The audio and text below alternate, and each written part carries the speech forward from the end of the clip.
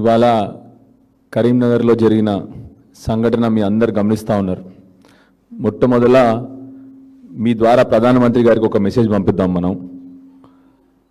मोदी जी, आपकी home minister जिसकी control में पुलिस और लॉ एंड ऑर्डर रहती है, आपकी अपनी आप होम मिनिस्टर जिसके पास लॉ एंड ऑर्डर रहने चाहिए, आज उसी होम मिनिस्टर बंडी संजय साहब ने करीमनगर में एक गवर्नमेंट ऑफिस को तोड़ दिया.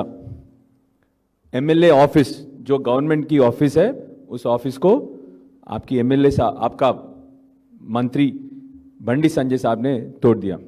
ఎంత బాధాకరం అంటే ఒక హోం మంత్రి, దేశానికి ఒక సహాయ హోం మంత్రి చిల్లర రౌడీలను పెట్టుకొని కరీంనగర్లో ఒక గవర్నమెంట్ ఆఫీస్, అది ఒక ఎమ్మెల్యే గారి స్వంత ఇల్లు కాదది, అది గవర్నమెంట్ క్యాంప్ ఆఫీసు. లోపల ప్రెస్ మీట్ జరుగుతుంటే బయట నుంచి కొందరు చిల్లర వెధవలు వచ్చి ఆ ఆఫీస్ని పగలగొట్టడమే కాకుండా అక్కడున్న ఎమ్మెల్యే గారి కారుని ధ్వంసం చేసి, మొత్తం ఆఫీస్ని ధ్వంసం చేసి, ప్రజల ఆస్తుని ఇవాళ తగలబెట్టినారు. ఎవరు చేసినారు? పోనీ ఓ చిల్లర రౌడీలు రోడ్డు మీద తిరిగే వెధవలు అనుకుంటే అది కాదు. చేసింది ఎవరు?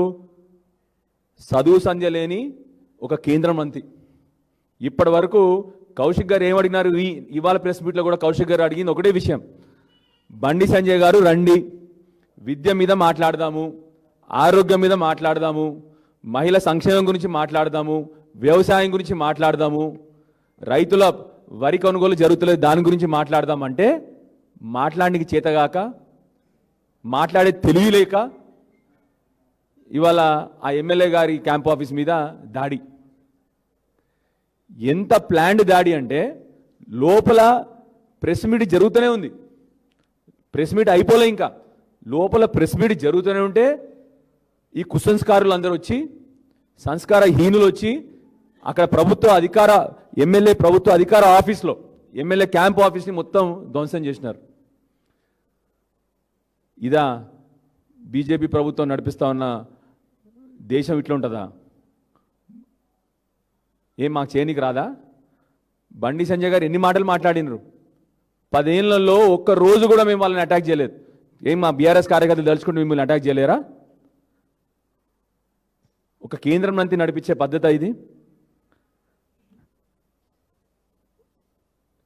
ఇక్కడున్న హోంమంత్రి గారు వాళ్ళ పోలీసు సహకారంతోనే, పోలీసులు అక్కడ మీరు అందరు వీడియోలో గమనించండి, పోలీసుల పర్యవేక్షణలోనే వాళ్ళు మొత్తం కారంతా పలగొట్టినారు, ఆ క్యాంప్ ఆఫీస్ పలగొట్టినారు. మరి ఇక్కడున్న హోంమంత్రి గారు అయినటువంటి ముఖ్యమంత్రి గారు ఏం చేస్తూ ఉన్నారో అర్థమవట్లేదు. ఎట్లాగో వారి సహాయ మంత్రి అయినటువంటి బండి సంజయ్ గారు, ఇక్కడున్న హోంమంత్రి, అక్కడున్న సహాయ హోంమంత్రి ఇద్దరు కలిసి ఈ తెలంగాణ రాష్ట్రాన్ని భ్రష్టు పట్టిస్తూ ఉన్నారు. ఇద్దరు కలిసి మొత్తం మా కరీంనగర్ జిల్లానే భ్రష్టు పట్టిస్తూ ఉన్నారు. ఇంతకుముందే పెద్దలు రమణ గారు చెప్పినట్టు మా కరీంనగర్ జిల్లాకు ఉన్న చరిత్ర ఇవాళ ధ్వంసం అవుతా ఉందంటే ఈ కేంద్ర మంత్రి, ఇక్కడున్న ముఖ్యమంత్రి అయినటువంటి హోంమంత్రి ఇద్దరు చేపట్టి మా కరీంనగర్ చరిత్ర కూడా ఇవాళ పాడవుతూ ఉంది. ఏం జరుగుతోంది కరీంనగర్లో? నిన్నగాక మొన్న కరీంనగర్ కోర్ట్ అంటే ఎంత పాపులర్ అంటే అంత పాపులర్ కోర్టు పక్కనే 5 దొంగలు వచ్చి గన్లు పట్టుకొని దొంగతనం చేస్తే ఇప్పటి వరకు కూడా ఒక్కరిని కూడా పట్టుకోవాలంటే చేత కానీ ప్రభుత్వం చేత కానీ హోంమంత్రి ఇక్కడ ఉన్నాడు. ఆయనకు సహాయం చేసే ఎవరు? కేంద్ర సహాయ హోంమంత్రి. ఈ దద్దమ్మకు ఆ కేంద్ర సహాయ మంత్రి వీళ్ళిద్దరు కలిసి కరీంనగర్ని భ్రష్టు పట్టిస్తూ ఉన్నారు. పక్కనే జడ్జి గారి ఇల్లు, అటు పక్కనే ఆయన ఇల్లు, ఎవరు? కేంద్ర మంత్రి ఇల్లు కూడా ఆ పక్కనే. అట్లాంటి చోట దాన్ని కాపాడాలని అసమర్థుడు ఇవాళ ప్రశ్నించినందుకు ఎమ్మెల్యే క్యాంప్ ఆఫీస్ పలగొట్టడము, ఎమ్మెల్యే గారి మీద కారు మీద ధ్వంసం చేయడము, గివ్వా నీ అసమర్థతను ప్రజల ముందర పెడితే గివ్వా నీకేమైనా వచ్చా? నువ్వు మాట్లాడే భాష ఏంది? నిన్న నువ్వు తండ్రికి పుట్టినోడువా, ఈ కొడుకు పుట్టినోడువా? ఇదేనా నీ తల్లిదండ్రులు నేర్పించే సంస్కృతి? బండి సంజయ్ గారిని అడుగుతున్నా, గిదా మీ తండ్రి నేర్పించింది నీకు? నీ పిల్లలకు నేర్పిస్తుంది గిదే సంస్కారం, సంస్కృత? ఏమైనా మంచిగా అయ్యే పనులు చెప్పు. నువ్వు నీ పిల్లలకి ఇదే సంస్కారం నేర్పిస్తున్నావా? నీ ఇంట్లో ఇదే భాష నువ్వు మాట్లాడేది? ఇట్లయితే నీ పిల్లలు ప్రయోజకులు అవుతారా? నువ్వు ఒక ప్రభుత్వానికి కేంద్ర మంత్రివా? నువ్వు సిగ్గుండాలి కొద్దిగా మాట్లాడడానికి కూడా. కొద్దిగన్నా నీకు ప్రజలు ఎన్నుకున్న తర్వాత ప్రజల కోసం ఏమైనా పని చేయాలన్నా కొద్దిగన్నా ఆ మనసు ఉండాలి. ఎన్నుకున్న ప్రజలను మోసం చేస్తా ఉన్నావు బండి సంజయ్ నువ్వు ఇలాంటి రౌడీ పనులు చేసుకుంటూ. ఇది మొదటిసారి కాదు. దయచేసి నేను డీజీపీ గారిని అడుగుతా ఉన్నాను. తెలంగాణ సాధించినటువంటి కేసీఆర్ గారి క్యాంప్ ఆఫీస్ కూడా బలగొట్టినారు. హరీష్ రావు గారు సిద్దిపేట క్యాంప్ ఆఫీస్ బలగొట్టినారు. హరీష్ రావు గారు ఖమ్మం పోతే అక్కడ attack. Yadadri Bhuvanagiri camp office, Yadadri భువనగిరిలో ఉన్న బీఆర్ఎస్ పార్టీ ఆఫీస్ బలగొట్టినారు. ఎక్కడ పోతా ఉంది? 10 ఏళ్ళు ప్రభుత్వంలో ఉన్నాం. ఎప్పుడన్నా బీఆర్ఎస్ కార్యకర్తలు కానీ బీఆర్ఎస్ నాయకులు కానీ ఇట్లా ప్రవర్తించినారు? ఇట్లా ఏముంటుంది? లా అండ్ ఆర్డర్ పరిస్థితి ఇట్లా ఉంటే రాష్ట్రం ఇంకా అందుకొరకే రాష్ట్ర ఆర్థిక పరిస్థితి ఇంత దారుణంగా తయారైంది. రాష్ట్రానికి ఎవరు ఇన్వెస్టర్ వస్తలేడు, రాష్ట్రానికి కొత్త కంపెనీ వస్తలేదు. మీరు మాట్లాడే భాష అది, కేంద్రంలో ఉన్న మంత్రులు మాట్లాడే భాష అదే, ఇక్కడ ఉన్న ముఖ్యమంత్రి మాట్లాడే భాష అదే, దరిద్రమైన భాష. ఎవరు వస్తారు ఇక్కడికి? రాష్ట్రాన్ని భ్రష్టు పట్టిస్తా ఉన్నారు తెలంగాణ రాష్ట్రాన్ని. ఏ ఒక్క రోజు కరీంనగర్లో ఇట్లాంటి ధ్వంసం కానీ ఇట్లా రాజకీయ ప్రత్యర్థుల మధ్య గొడవలు కానీ ఎప్పుడూ ఇల్లేదు. ఇవాళ రాజకీయ ప్రత్యర్థుల మీద దాడులు, బూతులు, ఇష్టం వచ్చిన మాటలు. దయచేసి ఇప్పటికన్నా కోరుతా ఉన్నాను, రాష్ట్ర ప్రయోజనాలను కాపాడండి, రాష్ట్రంలో శాంతి భద్రతలను కాపాడండి. నీతో చేత కాకపోతే ఇద్దరు కేంద్ర సహాయ మంత్రి అయినటువంటి బండి సంజయ్ గారు, ఇక్కడ ఉన్నటువంటి హోంమంత్రి అయినటువంటి ముఖ్యమంత్రి గారు, మీతో చేత కాకపోతే రిజైన్ చేసి ఆ ప్లేస్ను దయచేసి హోంమంత్రి శాఖని మీరు ఇద్దరు కూడా వదిలేయమని చెప్పి మేము కోరుతా ఉన్నాను. మీతో చేత నైతలేదు ఎట్లాగూ. సో దయచేసి నైతిక బాధ్యత వహించి ఇద్దరు కూడా రిజైన్ చేయండి. బండి సంజయ్ గారు మళ్ళీ ఒకసారి మీకు చెప్తా ఉన్నాను ఇవాళ, కౌశిక్ రెడ్డి గారు అడిగిందే నేను కూడా మీకు చెప్తా ఉన్నాను మళ్ళీ ఇవాళ. రండి, ఒక అర్ధగంట సేపు మీరు విద్య మీద మాట్లాడండి. పోనీ అర్ధగంట కాకపోతే 10 నిమిషాల సేపు మీరు విద్య మీద మాట్లాడండి. పోనీ విద్య వద్దు, మీకు రాదు, అది ఎట్లాగూ.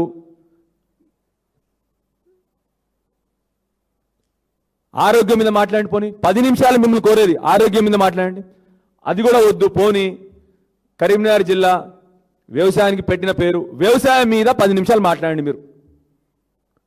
మీరే మాట్లాడండి. పోనీ మేము డిబేట్ కూడా రాము, మేము ముందర కూర్చోము, మీరే మైక్ మీద కూర్చొని 10 నిమిషాలు వ్యవసాయం గురించి మాట్లాడండి. పోనీ అదొద్దా? పోనీ గోదావరి నీళ్ళ గురించి 10 నిమిషాలు మాట్లాడారు మీరు, అదొద్దా?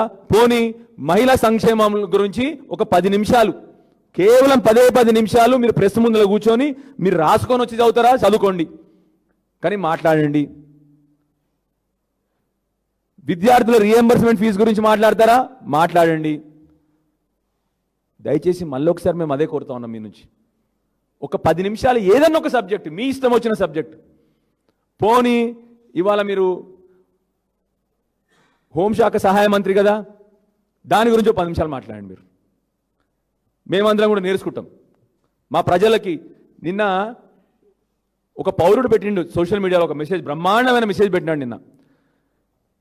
8 మంది బీజేపీ ఎంపీలలో గత 2.5 సంవత్సరాల నుంచి ఎవరన్నొక్కరు తెలంగాణ విషయాల మీద పార్లమెంట్లో కానీ రాష్ట్రంలో కానీ రైతులు పడుతున్న బాధ గురించి కానీ మహిళలు పడుతున్న బాధ గురించి కానీ 2.5 సంవత్సరాల్లో ఏ ఒక్క బీజేపీ ఎంపీ అయినా మాట్లాడిండా? దయచేసి సోషల్ మీడియాలో పెట్టండి అని నిన్న డిబేట్ పెట్టినారు ఎవరు సోషల్ మీడియాలో ఒక పౌరుడు.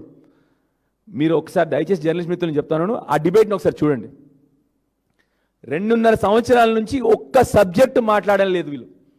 ఇప్పటి వరకు బండి సంజయ్ గారు రైతుల సమస్యలు తెలంగాణలో మాట్లాడలేదు, ముఖ్యమంత్రి గారిని ప్రశ్నించరు, లా అండ్ ఆర్డర్ గురించి ప్రశ్నించరు, మహిళా సంక్షేమం గురించి ప్రశ్నించరు, మన రీఎంబర్స్మెంట్ ఫీజు గురించి ప్రశ్నించరు.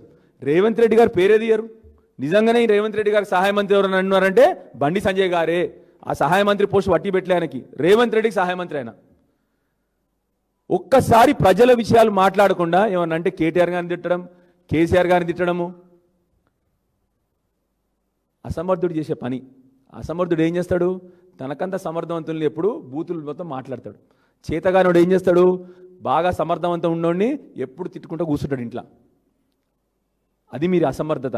మీ సమర్థత ప్రూవ్ చేసుకోవాలా. ఇప్పుడు నేను మీకు చెప్పిన 5-6 సబ్జెక్టులలో 10 నిమిషాలు మీరు మైక్ మీద కూర్చొని మీరు ప్రెస్ ముందర మాట్లాడండి. మా తెలంగాణ ప్రజలు హర్షిస్తారు. లేకపోతే ఆ సహాయ శాఖ మంత్రికి రాజీనామా చేసి మీతో ఏది చేత కాదని చెప్పేసి మా పార్లమెంట్ కూడా రాజీనామా చేయాలని చెప్పి బండి సంజయ్ గారిని కోరుతా ఉన్నాను.